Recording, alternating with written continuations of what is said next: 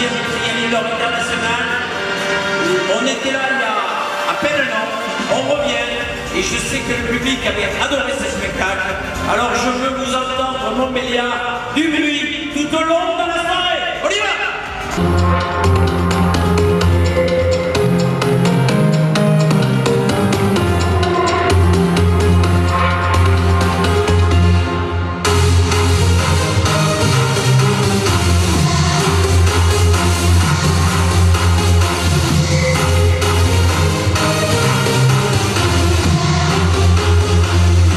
Ensemble, c'est un beau parcours puisque le champion du monde arrive à poser les pieds quand même, donc non, c'est un beau parcours. Je dirais que c'est même une course quasiment de mondial. Les zones sont vraiment difficiles, puis il savait qu'il y a le champion du monde qui venait, donc il a tracé encore les zones beaucoup plus hautes, on va dire.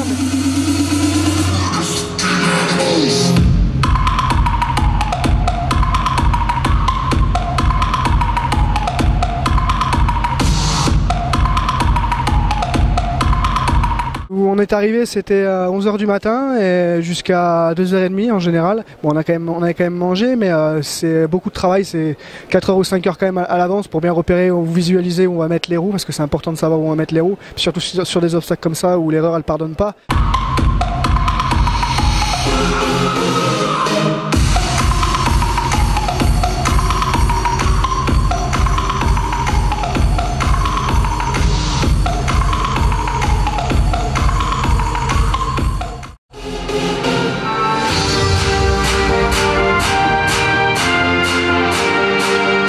C'est des obstacles qui sont artificiels, dont on n'a pas trop l'habitude d'évoluer dessus, parce qu'à chaque fois, en général, entre chaque indoor, les obstacles changent. Là, on a la chance que les indoors que Bernard nous trace à chaque fois, de prendre les mêmes éléments, donc on commence à avoir un peu l'habitude de savoir où on peut placer nos roues, tout ça, mais en général, ouais, les obstacles sont artificiels, puis ils amènent ça en fait à chaque fois, et du coup, on n'a pas trop l'habitude de ces obstacles-là. C'est du lundi au vendredi, en général, 4 à 5 heures de moto par jour, plus de la préparation physique à côté, c'est-à-dire vélo, piscine, un peu tous les sports d'endurance, de fond, mais c'est 4 à 5 heures par jour, mais la grosse préparation elle se fait sur la moto parce qu'on recherche vraiment la technique pure, donc c'est beaucoup de roulage sur la moto, oui.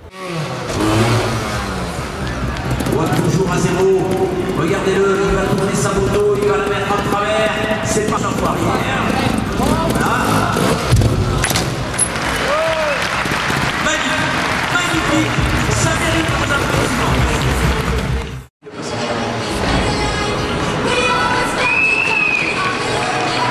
Regardez l'équilibre. Il y a 2 mètres d'élan pour aller jeter la moto là-bas plus loin. Il le fait, Loris Gubian. La sortie maintenant. Vous allez voir, il va y donner toute la puissance. Ah ouais, joli, joli le flou.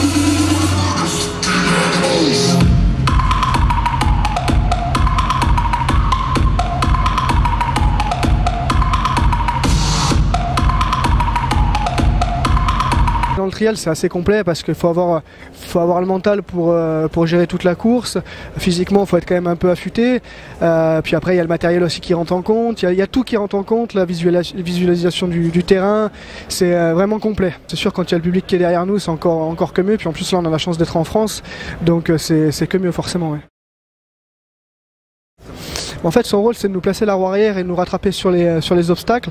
Puis c'est lui qui gère aussi le temps, puisqu'on ne peut pas trop voir le temps. Mais il est surtout là pour nous placer la roue arrière et nous rattraper au cas où on tombe, parce qu'on atteint quand même des hauteurs qui font quand même 5 mètres de haut. Donc c'est important qu'on ait quelqu'un qui nous rattrape au moins la moto. Je pars avec une toute nouvelle moto. Ça faisait 5 ans que j'étais chez GazGaz. Je viens de passer chez Ossa depuis 1 mois maintenant. C'est de récupérer mon titre de champion de France et de finir dans le top 7 au mondial.